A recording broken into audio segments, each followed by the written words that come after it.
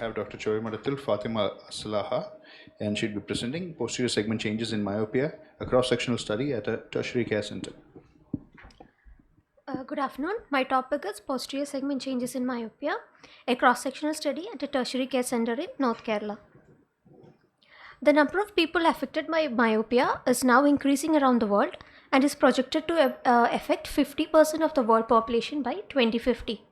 The prevalence of myopia is more in some geographic areas and ethnic groups than others.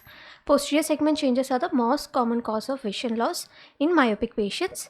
Cases of myopia are growing in number, and there is a need to extensively study the different entities of myopia in Indian settings. Objectives of the study are to evaluate the posterior segment changes in myopia, to correlate the degree of myopia and the incidence of posterior segment changes of myopia, to correlate the posterior segment changes of myopia with axial length. Methodology: it was a hospital-based observational cross-sectional study conducted at the outpatient department at a tertiary care center in North Kerala. Study population was patients attending the outpatient clinic of Department of Ophthalmology for a study period of 1 year. It was convenient sampling, and the sample size was calculated to be 92. Inclusion criteria for the study: all patients with myopic refractive error and age more than 5 years. Exclusion criteria: patients with index myopia as in senile cataract were excluded. Patients with congenital anomalies like microphthalmos, aniridia, megalocornea. Acquired causes of myopia such as post-traumatic and drug-induced. Patients diagnosed with other retinal pathologies were also excluded. Subjects who are not cooperative for performing visual acuity testing, like very young children or mental retarded, and patients who have undergone refractory surgeries or any ocular surgeries in the past. Data collection: information regarding age, gender, occupation, family history, duration of spectacle usage, frequency of spectacle change was collected using an interview and with a performer. Refraction was done and subjective correction given for all patients. Complete ocular examination was done, including dilated fundus examination. Axial length measurement was measured using A-scan by contact technique. Coming to the results. From the study, it was observed that the most common age group was 15 to 30 years, which comprises a 65% of the study population, and it was found to be more prevalent in females, 63%, and a majority of the population gave a positive family history of myopia.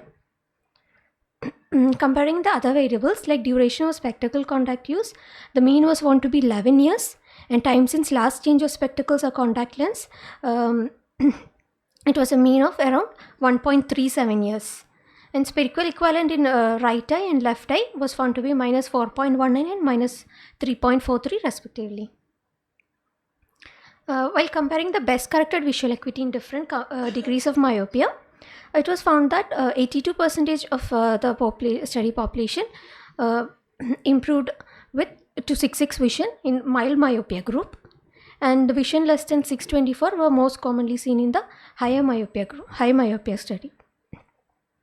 And comparing the axial length, the average axial length in mild myopia was 23.7 and moderate was 25.32, and in the high myopia group, the average axial length was 27.48 in the study. And now comparing the posterior segment changes in myopia, the most common changes observed were the myopic large disc and the retinal tessellation, followed by peripapillary atrophy and myopic crescent. And other changes like lattice degeneration, retinal hole, and posterior vitreous detachment were also prevalent. When we see the most common change, that is a myopic disc change, we can see it is more common in the high myopia group, and also retinal tessellations were also higher in the high myopia group.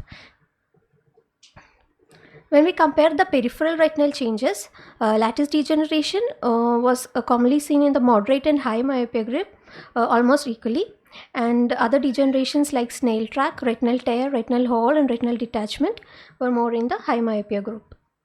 Coming to discussion, increased prevalence of myopia was found in females of around 62% in the study, and another study, similar study in South India, showed 57% prevalence of myopia in females. There's a positive relationship with family history of myopia in 62% of the participants. The mean duration of time since last change of spectacles was 1.37 years. We can also infer that adults tend to lag on regular follow-ups.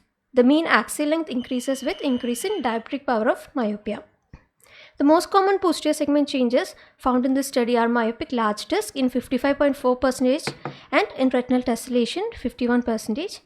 In contrast to a finding of 22.8% of lattice degeneration among 184 eyes, few other studies show slightly higher prevalence.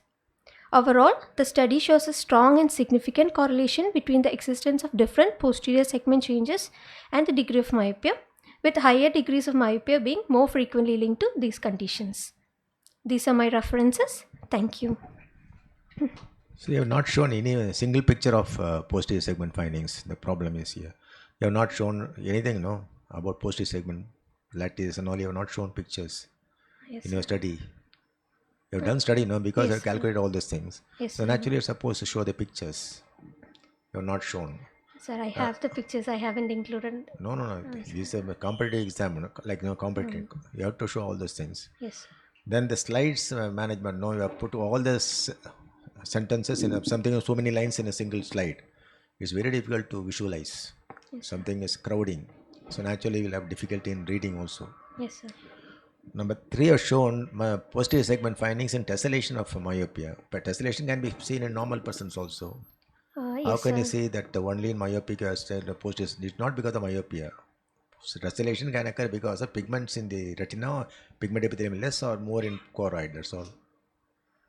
It is not because of I think myopia. Okay. Yes, sir. There's some other flaws. Okay.